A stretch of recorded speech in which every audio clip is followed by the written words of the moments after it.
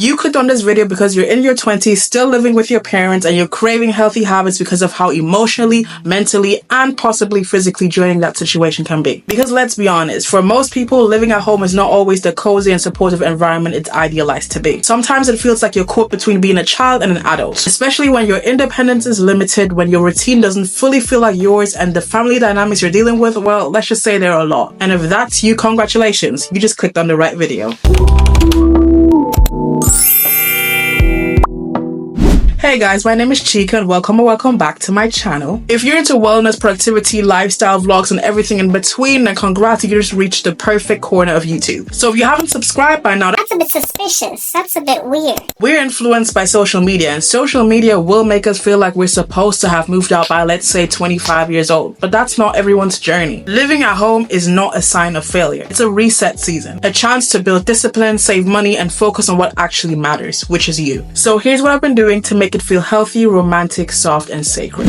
Romanticize your morning drink. When you wake up to make your morning drink, whether that's tea, coffee, or something else, make it feel like a ritualistic habit. Use a nice mug or glass. Add fruit-infused water if you don't like caffeine. Actually savor the moment. Drink it slowly with intention instead of just scrolling through TikTok as you're doing it. That way, first thing in the morning, you can set your vibe early, even in a crowded home. You want to feel in control. When you're living in a space that you don't fully control, owning your habits, your sleep routine, your skincare, your journaling routine, your morning matcha, it can give you a sense of stability. It's like saying, okay, I may not have my own place yet, but I still have me and I can show up for myself. Make your bed like it's a hotel. Even if your bedroom is small or cramped or you have a single bed, it generally does not matter. Treat your space like it's luxurious. Spray your sheets, use a diffuser, fluff your pillows. Because even if the house is chaotic, this is your peace corner, so treat it as such. Everyone in this position knows living at home can come with stress. Nosy parents, lack of privacy, feeling like you're behind because of friends who've already moved out. So habits like simply making your bed can help process those emotions instead of just sitting in them. Plan your day, ideally the night before. In a house where you don't have full control, structure is probably one of the things you crave the most. And with that in mind, planning your day the night before helps with just that. And there's so many resources available. You can use Notion, a planner, sticky notes. Keep it visual. Planning your own day can make you feel like the main character in your own life again. Instead of spiraling into when I move out, then I'll finally ... energy, healthy habits like those help you romanticize the right now. While planning your day, you can light a candle during your night routine, take solo walks, or even curating your digital space. It turns surviving into thriving, even in a shared space. Clean your space like you're curating a life. And that can look like anything. Wipe your desk, fold your blankets with care, light another candle. A lot of us are visual people, so creating visual order in a shared or chaotic space creates a sense of peace. And keep in mind, even small spaces feel sacred when treated with intentionality. Practicing healthy habits now means you're not waiting for some perfect version of adulthood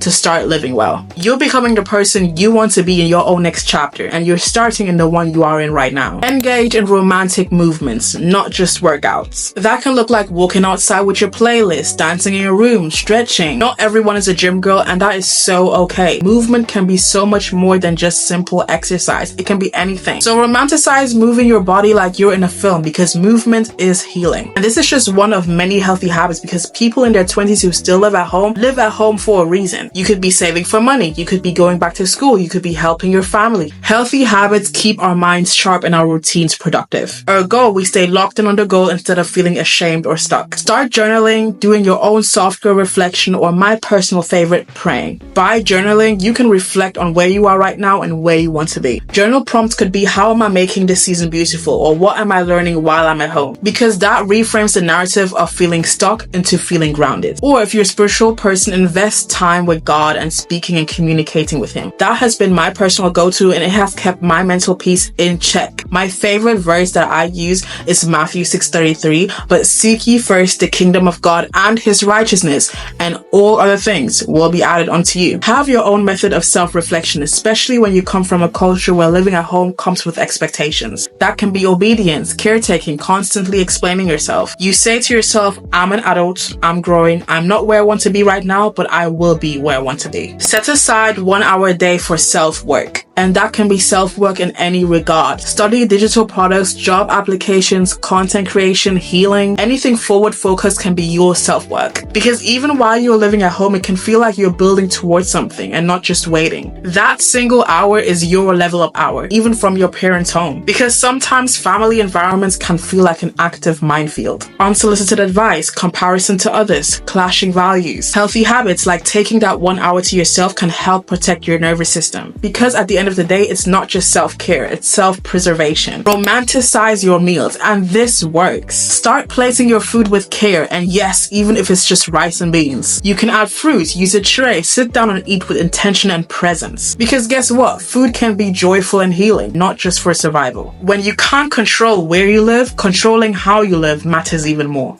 And quite frankly, choosing to romanticize your meals can give you small wins that feel like freedom. Almost like tiny pockets of independence you can retreat to. Have a signature scent or skincare ritual. You don't have to be rich to smell like oud, vanilla, or baby powder. Pick any scent that makes you feel expensive and feminine. My personal favorite, vanilla and coconut, will always be my favorite. Taking care of yourself in that way can have a serious impact. Romanticize your skincare, even if your mirror is shared with siblings. Because keep in mind, healthy habits like that are a signal to yourself. I'm worth showing up for no matter what circumstances I find myself in. It's about dignity. When you're feeling stuck, these healthy habits remind you that you're still growing even in your waiting season. Have a no phone hour. Have an hour where you just spend time alone with no content. It's just you, music, prayer, journaling, anything of that sort. Because honestly, it helps you feel like you're not just scrolling through life. Use this time for breathing, being, dreaming, even in a noisy house. Because we all know social media loves to glamorize moved out at 22, owning my own space, milestones. But for someone in their 20s still living at home, it becomes a quiet way of saying, my timeline is valid and I'm taking care of myself in it. And it helps buffer against the shame that society tries to project. Lastly, celebrate the small wins, you guys. Did you finish a task? Did you make your bed? Did you not spiral? Clap for you. Because living at home isn't always easy, but you're doing it with grace. And get used to affirming yourself out loud. I'm not behind, I'm rebuilding. Whether you're planning to move out, go abroad, or start a new chapter, healthy habits like that help you to stay ready. Because when the opportunity comes, you won't need to start from scratch. You've already been building the confidence, structure, and resilience you need to start on your own. I hope that one of these habits at least has changed the mindset of at least one person watching this video. It is so important to maintain these healthy habits, and living alone does not mean you failed in any regard. It means you're pausing, healing, planning, moving with intention. And these habits helped me feel like I wasn't just existing at home. I was growing, glowing, and preparing for my next chapter. Thank you guys so much for watching, and don't forget to turn those post notifications on. I want to see you in my next video. I hope everyone has a successful and amazing day, and I'll see you on my next one. Bye guys.